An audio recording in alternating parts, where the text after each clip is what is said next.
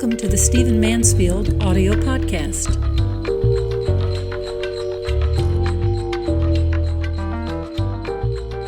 So let's talk about religion.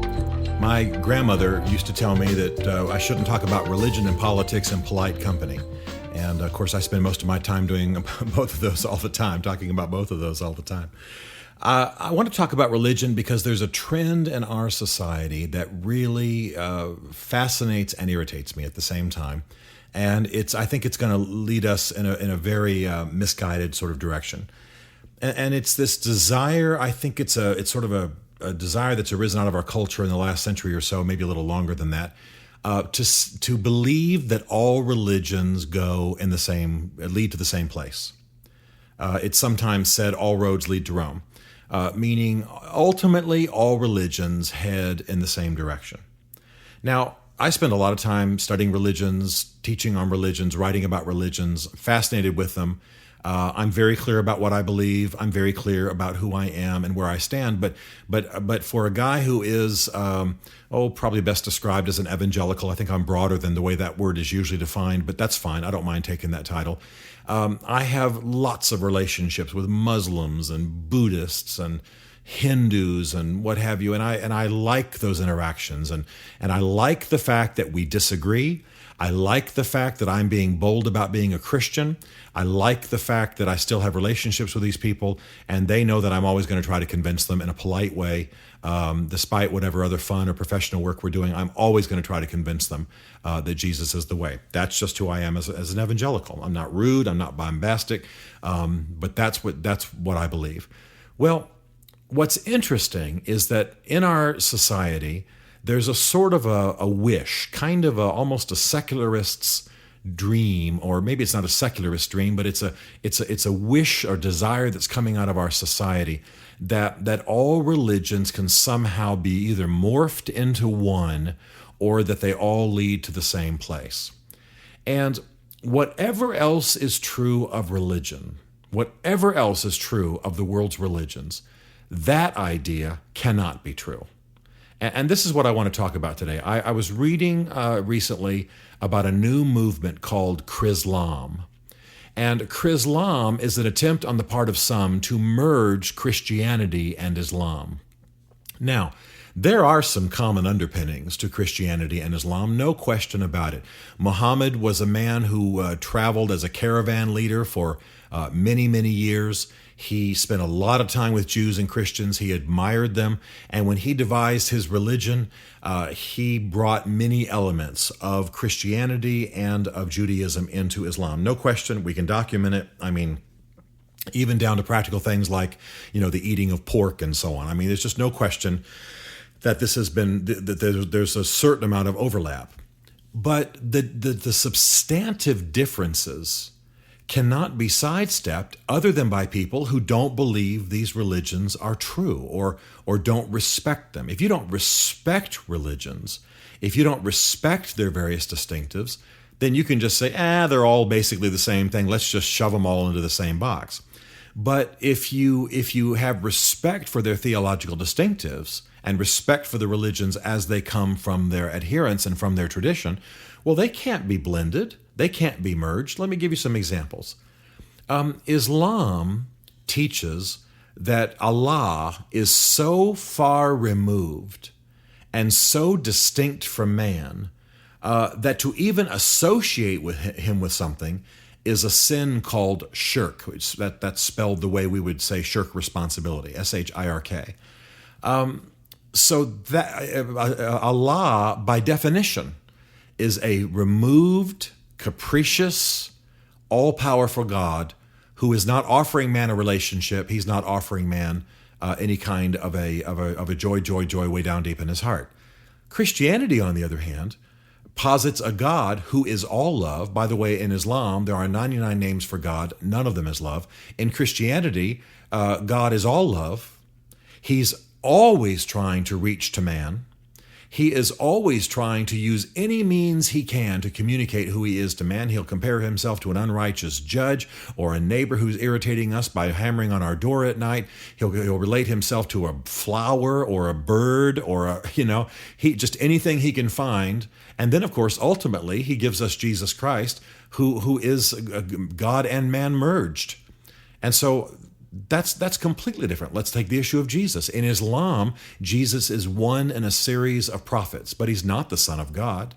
He didn't die for the sins of the world. He wasn't raised again. And of course, in Christianity, he was all those things. The Son of God, born of a virgin, died for the sins of the world, raised again. We could go on and on and on and on. So do you understand that I have Muslim friends, and I love them as friends. I disagree with them religiously, obviously. They know what I believe. We talk about it openly. I try to convert them. They tell me the virtues of their religion. There's an open, honest, sometimes loud, and food flies sometimes at the table while we discuss these things. But at no time do we just simply say, you know what, let's just merge our religions and be happy. That's not legitimate. It's anti-intellectual. It's dishonest. It's an insult to these religions. And it's ultimately not going to lead us anywhere. And I think it's kind of a blinding wish when our politicians in America try to talk to Muslims as though basically we're all on the same path to the same God. Muslims just laugh. The Muslims in the Middle East, I've been with them watching presidential speeches, and sitting there in the Middle East watching some of our presidents give speeches, and they just laugh. They know this is not true. And what they do is they lose respect for what American Christians believe. Well, we could just go on and on and on. One of the religions that's had a lot of influence in American society in recent decades is Hinduism. Well, you can't merge Hinduism and Islam. I mean, you can't merge Hinduism and Christianity. You can't merge even Hinduism really with Buddhism, in fact.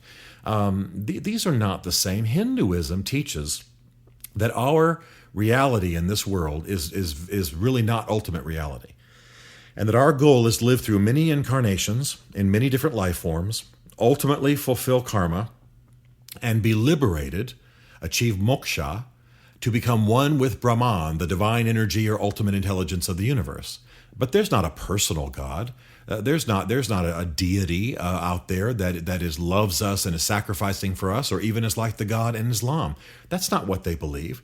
Now, there are many, many sub-deities in Hinduism, tens of thousands of them. But the ultimate goal of Hinduism is to merge with Brahma, merge with the ultimate consciousness, divine energy, whatever, universal consciousness. And that's completely different from Christianity. I mean, there is no Jesus, there's no sin. Instead, they go with karma, which is measured by not as an absolute system of right and wrong, but by the way that a certain action has implications. I mean, these religions cannot be merged. So the question comes to my mind, why do people want to do this so much? Why do they want to merge it? And I think the reason that this desire for merging religions comes along is that people essentially don't want to have to confront the claims of each religion. It's a little bit of intellectual laziness and dishonesty. I think it's a little bit of cowardice. But I think also it is the fact that in order to confront the honest claims of religions, you have to be willing, once you find something that's true, to commit yourself to it. And people basically don't want to commit. So what they want to do is they want to merge everything into one big religious edifice, maybe like it says in the book of Acts, worshiping the unknown God, making an idol to the unknown God, and so on.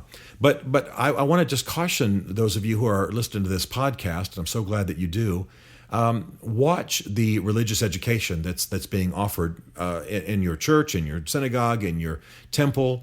Watch what's being said in the schools. Watch what's being said in your religious school for your kids. Let's be honest. Religions differ. You can't just super glue them together. And we're not doing the job of teaching people the religions that have been the engine of history. We're not doing the job of teaching that if we just simply think that they all lead to the same place. Plus, I think we will not be equipping the next generation to contend in their generation. We are heading to a more religiously infused world, not a less religiously infused world. And in the West, we often are disarmed or unarmed for these kinds of clashes that are coming, because we have had kind of a pie in the sky, mushy, blending, kind of, one eye closed, milky film over the other sort of approach to religions.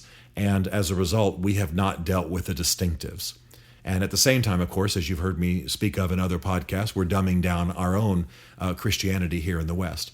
So the reason that I think this is so important is that I think it's a lie. I think it's dishonest. I think we should respect religions in general as the things that human beings believe, but not have the kind of respect that just says they're all equally true, and somehow, in some way that we don't understand, they all fit together. They don't. They don't fit together. They are completely different systems, offering a completely different view of divinity, offering a completely different understanding of man's problem in the world, and offering completely different solutions. And I think the future is going to increasingly be defined not just by radical Islam, but by even radical Christianity. We're seeing a rise of radical Hinduism, Sikh. I think you're going to see a religiously infused world, and we'd better stop this false perspective on what religions are and how they differ, and make sure that we understand them, and make sure that we know who we are, what we believe, and how we should contend in the marketplace of religious ideas.